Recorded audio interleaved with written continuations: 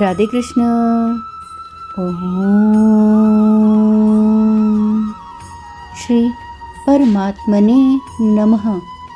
अध्याय 2 श्लोक 55।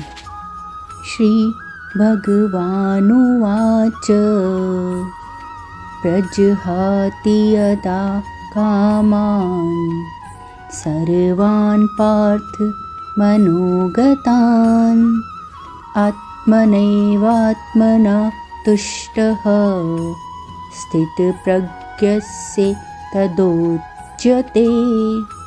श्री भगवान ने कहा, हे पार्थ, जब मनुष्य मनोधर्म से उत्पन्न होने वाली इंद्रिय तृप्ति की समस्त कामनाओं का परित्याग कर देता है और जब इस तरह से विशुद्ध हुआ उसका मन आत्मा में संतोष प्राप्त करता है, तो वह विशुद्ध दिव्य चेतना को प्राप्त करा हुआ कहा जाता है, यानी उसे स्थित प्रज्ञस्य कहते हैं।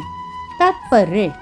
पूर्व श्लोक नंबर 54 में अर्जुन ने भगवान श्री कृष्ण से सिद्ध योगी यानी स्थित प्रज्ञस्य के विषय में 4 बातें पूछी हैं।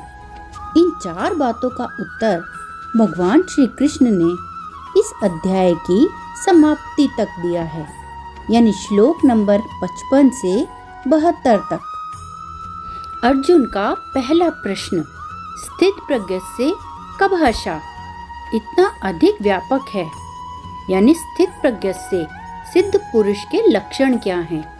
ये प्रश्न इतना व्यापक है कि उसके अन्य 3 प्रश्न भी इसी के भीतर समाये हुए लगते हैं और इस दृष्टि से अध्याय की समाप्ति तक इस एक ही प्रश्न का उत्तर है, क्योंकि सिद्ध योगी कैसे बैठता है, कैसे चलता है और कैसे बोलता है, ये सभी स्थित प्रज्ञस्य के लक्षण हैं।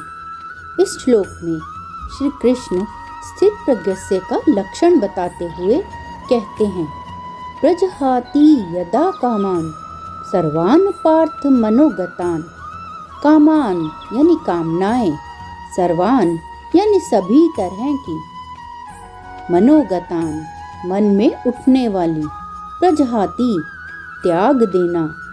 यदि कोई मनुष्य अपने मन में उठने वाली सभी कामनाओं का यानी सभी इच्छाओं का त्याग कर देता है, आत्मनैवात्मना तुष्टः और अंतर्मुखी होके अपने भीतर आत्मा में ही तुष्ट रहता है, स्थित प्रज्ञस्य तदोच्यते, उसे ही स्थित प्रज्ञस्य कहा जाता है। इस श्लोक में श्री कृष्ण के कहने का भाव यह है कि जब मनुष्य बहिर्मुखी होता है तो अपनी खुशी, पीस, हैप्पीनेस को वस्तुओं से, व्यक्तियों से या परिस्थितियों से जोड़ता है। इसके लिए मन में एक इच्छा उठती है और उससे कई इच्छाएं जन्म लेती हैं। मोर एक्सपेक्टेशंस, मोर डिमांड, मोर डिजायर्स। और खुशी और शांति चूँकि बाहर नहीं है, इसीलिए बहिर्मुखी होने पर इच्छाओं का भ्रमजाल बनता ही जाता है। और जैसे जैसे मनुष्य अपने भीतर उतरता जाता है, वह अपनी आत्मा में ही संतुष्ट रहता है, यानी अब उसकी खुशी बाहर किसी व्यक्ति, वस्तु या परिस्थितियों पे डिपेंडेंट नहीं रहती, अपनी आत्मा में ही संतोष प्राप्त करता है। No desire, no expectations, no demands. अपने हर कर्म को कर्तव्य या ड्यूटी की तरह करते हुए परम संतोष की स्थिति में रहता है।